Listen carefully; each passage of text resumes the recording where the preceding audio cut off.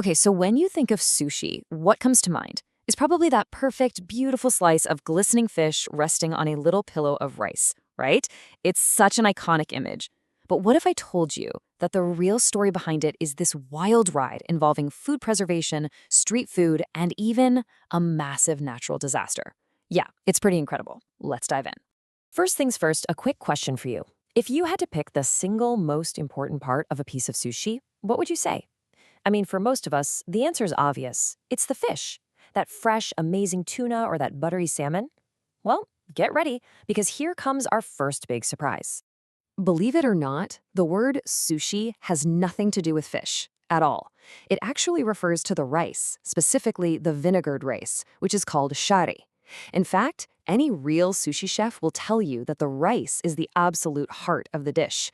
And understanding that one little fact, well, it unlocks the entire surprising history of sushi, which started out with a purpose that had nothing to do with making a delicious meal. That's right, sushi wasn't invented to be this elegant delicacy. Nope, it was a totally practical solution to a really big problem. How do you keep fish from going bad when you don't have refrigeration?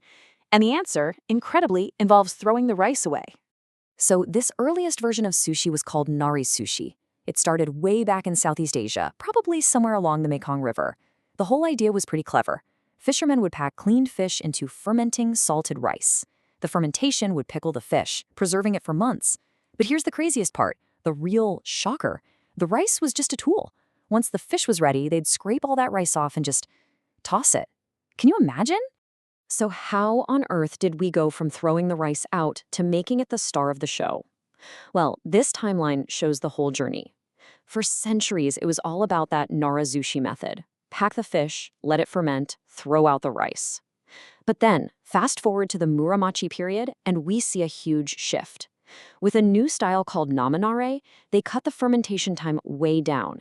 And, this is the big moment, people started eating the rice with the fish for the very first time. And the final leap? That came in the Edo period with hayazushi, which means fast sushi.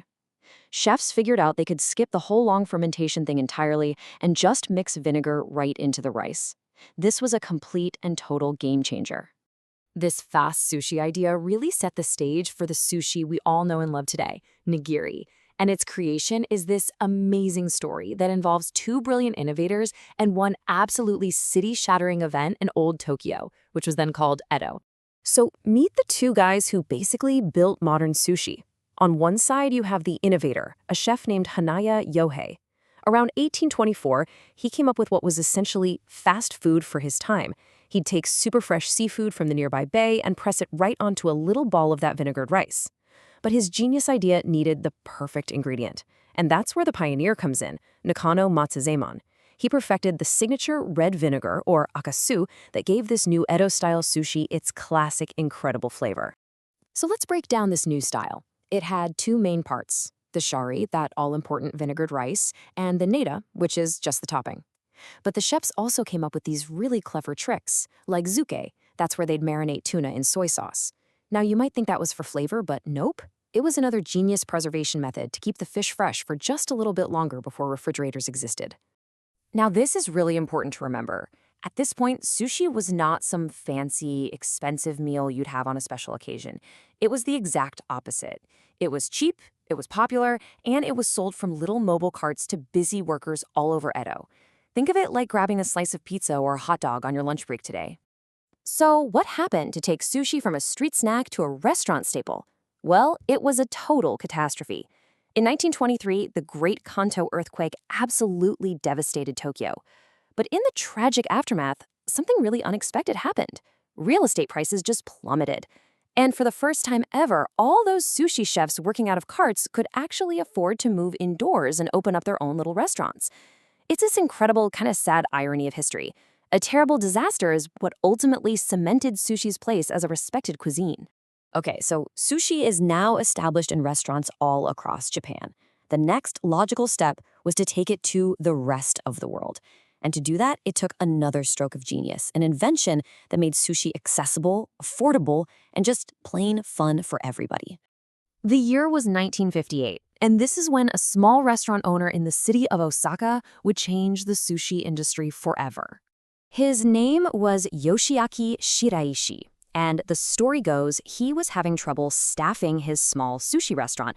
One day, he saw a conveyor belt moving bottles at a beer brewery and had this amazing light bulb moment. He thought, why can't I do that with sushi? And that's how Kaitenzushi, or conveyor belt sushi, was born. His first restaurant, Genroku Sushi, was an instant hit. I mean, the impact was just massive. It slashed costs, which made sushi affordable for way more people, and it made it so much more accessible. You didn't have to feel intimidated trying to order from a chef anymore. You could just sit down and grab whatever looked good as it went by. And really, all of that together is what helped launch sushi into a global phenomenon. This one invention truly put sushi on the world map.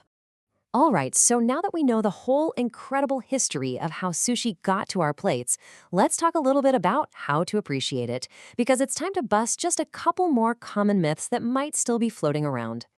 Okay, this is a big one. We're always taught that with fish, fresher is better. But when it comes to sushi, that's not always true. Some fish, especially bigger ones like tuna, are actually aged for several days, sometimes even for weeks.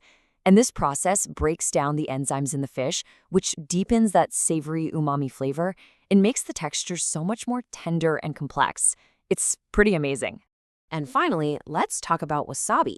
What most of us get in sushi restaurants is actually an imitation. It's usually just horseradish, mustard, and green food coloring.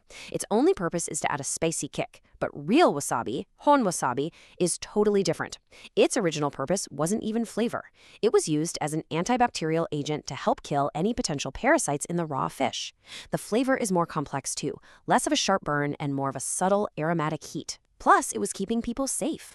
So let's just quickly run through the myths we busted today. Sushi is not about the fish, it's defined by the rice. That rice wasn't always eaten. At first, it was just used for preserving fish and then thrown away. And wasabi isn't just for spice, it originally started as a food safety tool. So hopefully, with all this in mind, the next time you sit down for sushi, you'll have this whole new appreciation for what's on your plate. I mean, what a journey, right? From a preservation method where they threw out the rice, to a street food, to a global culinary icon. The evolution of sushi has been absolutely incredible. And it leaves us with one final thing to think about. As we face new challenges like overfishing and develop new technologies like lab-grown fish, what do you think is the next surprising chapter in the story of this ancient food?